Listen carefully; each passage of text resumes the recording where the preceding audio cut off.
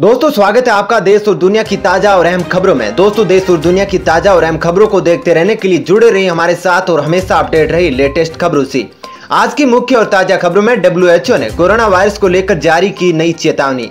जी हां, यदि आप भी युवा है और कोरोना से बेखौफ रहते हैं तो इस वीडियो को अंत तक जरूर देख लेना। साथ ही दोस्तों 5 अगस्त से खुलने वाले जिम और योग संस्थानों के लिए सरकार ने जारी की नई गाइडलाइंस। जी हां, इसके बारे में भी आपको बताएंगे। इसी के साथ दोस्तों सुशांत सिंह आत्महत्या के बाद अब उनकी गर्लफ्रेंड रह चुकी रिया चक्रवर्ती की भी हत्या हो सकती है। जी हां, इसको लेकर एक बड़ी अपडेट सामने आ रही है। बड़ा नेता का बयान सामने आ रहा है। साथ ही दोस्तों क्या राम मंदिर में लगेगी मूंछों वाले राम जी की मूर्ति? जी हां, इसको लेकर भी नई बहस छिड़ गई है जिसके बारे में हम आपको बताएंगे। साथ ही दोस्तों अब सभी बीमारियों से ग्रसित होने वाली मरीजों के लिए केंद्र की नरेंद्र मोदी सरकार करने वाली है जल्द ही बड़ा ऐलान। जी हां, शुरू करेगी यह खास योजना। इसी के साथ दोस्तों अमेरिका में भी टिकटॉक बैन को लेकर बड़ी अपडेट सामने आ रही है। साथ ही दोस्तों मोदी सरकार से जुड़ी बड़ी खबर है। जी हां, 6 अगस्त को एक और राहत पैकेज का ऐलान कर सकती है मोदी सरकार। तो जानेंगे किन क्षेत्रों के लिए और किस दिन इसका ऐलान होगा। तो दोस्तों आज इन्हीं सब खबरों के बारे में आपको बताएंगे, तो वीडियो को अंत तक जरूर देखें। साथ ही दोस्तों वीडियो के बारे में आपकी जैसी भी राय हो कमेंट करके जरूर बताना। साथ ही हमारे जाबाज कोरोना वीरों के लिए दिल से कमेंट में जय हिंद वंदे मातरम जरूर लिखे। साथ दोस्तों वीडियो में आगे बढ़ने से पहले आपसे एक छोटी सी विनती है कि इस वीडियो को लाइक और शेयर जरूर करें और हमारे चैनल को सब्सक्राइब जरूर कर ले ताकि आपको ऐसी ही खबरें हमेशा मिलती रहे। तो चलिए दोस्तों बिना देरी के फटाफट से जानते हैं आज की सभी बड़ी खबरों को।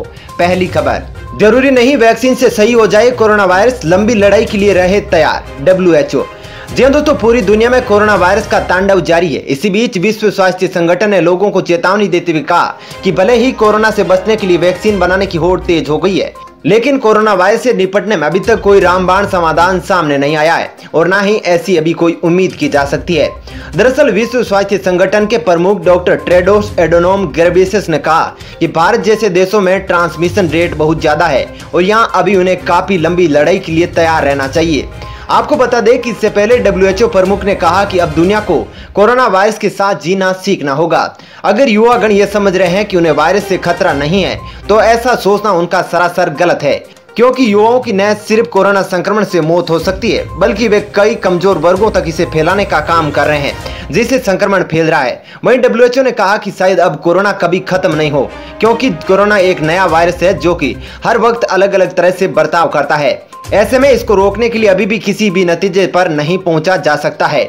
चलिए दोस्तों जानते हैं अगली खबर। JDU नेता का बड़ा बयान, रिया चक्रवर्ती की कभी भी हो सकती है हत्या। जी हां दोस्तों, दिवंगत बॉलीवुड अभिनेता सुशांत सिंह राजपूत मामले में मुंबई पुलिस के असहयोग के चलते बिहार की राजनीति गर्मा गई है। इसी सिलसिले में JDU प्रवक्ता राजीव रंजन ने बड़ा बयान दिया है।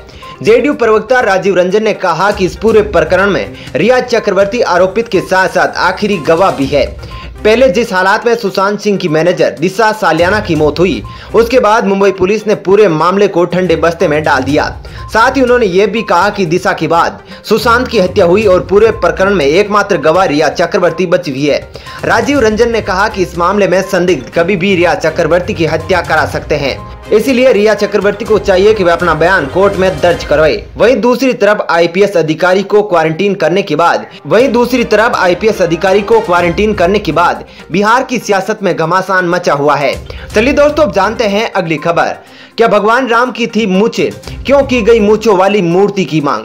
जी हां दोस्तों, महाराष्ट्र के एक बड़े हिंदू नेता संभाजी ने भगवान राम की मूर्ति मूंछों के साथ लगाने की मांग की है। इसके बाद ये चर्चाएं शुरू हो गई है कि हिंदू धर्म में देवताओं की मूर्ति का स्वरूप क्या रहता आया है। ज्यादातर मूर्तियों में देवताओं की मूंछें नहीं होती है।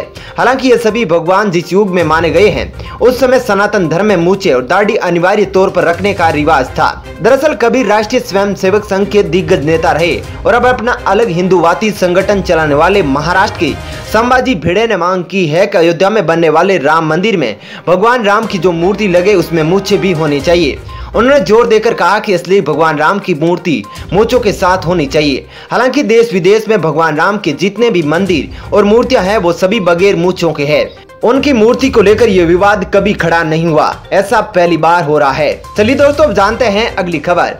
UPSC ने जारी किया सिविल सर्विस एग्जाम 2019 का रिजल्ट, प्रदीप सिंह रहे टॉपर। जी हां दोस्तों, यूनियन पब्लिक सर्विस कमीशन ने सिविल सर्विस एग्जाम 2019 का रिजल्ट जारी कर दिया है। रिजल्ट जारी होने की खबर ANI ने ट्विटर के जरिए दी है। बता दें कि यह परीक्षा 2019 में 2 जून को आयोजित की गई थी। ऐसे करें रिजल्ट चेक।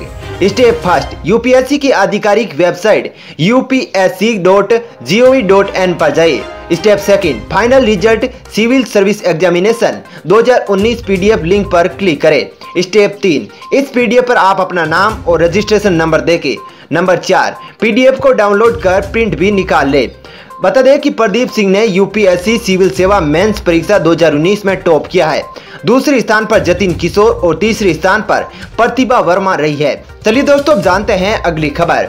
देश को एक और राहत पैकेज देने की तैयारी में सरकार 6 अगस्त को कर सकती है बड़ा ऐलान। जहां दोस्तों देश की अर्थव्यवस्था की रफ्तार अनलॉक 3 में और तेज करने के लिए एक और बड़े राहत पैकेज की घोषणा सरकार कर सकती है। सरकारी सूत्रों के अनुसार इस राहत पैकेज में कोरोना महामारी से संकट में आए विभिन्न क्षेत्रों के लिए अलग से कोविड फंड बनाने की घोषणा की जा सकती है। हाल ही में वित्त मंत्रालय और उद्योग जगत के बीच इस फंड की रूपरेखा पर विस्तृत चर्चा हुई है। इसके साथ ही विदेशों से फंड जुटाने के लिए प्रत्यक्ष विदेशी निवेश के नियमों को और सरल बनाने की मांग की गई है। आगामी राहत पैकेज में खास सेक्टर्स के लिए FDI से फंड जुटाने में राहत मिल सकती है। सूत्रों के अनुसार कोरोना संकट से पर्यटन, हॉस्पिटलिटी, विमान सेवा, निर्माण जैसे कई सेक्टर बुरी तरह प्रभावित हुए हैं। सरकार अब इन सेक्टर को राहत देने तथा अर्थव्यवस्था में तेजी लाने के लिए कोई रास्ता निकालने की कोशिश कर रही है। इसके साथ ही उद्योग जगत के एक स्वर में यह मांग है कि बैंकों को अपना खजाना और खोलना होगा। चलिए दोस्तों, अब जानते हैं अगली खबर। टिकटॉक के पास 15 सितंबर तक का वक्त, अमेरिकी कंपनी को नहीं बेचा तो लग सकता है बैन। जी दोस्तों, चीन के फेमस टिकटॉक ऐप के लिए बाहर के बाद अब अमेरिका से बुरी खबर है। अमेरिका में भी चीनी ऐप टिकटॉक पर बैन का खतरा मंडरा रहा है।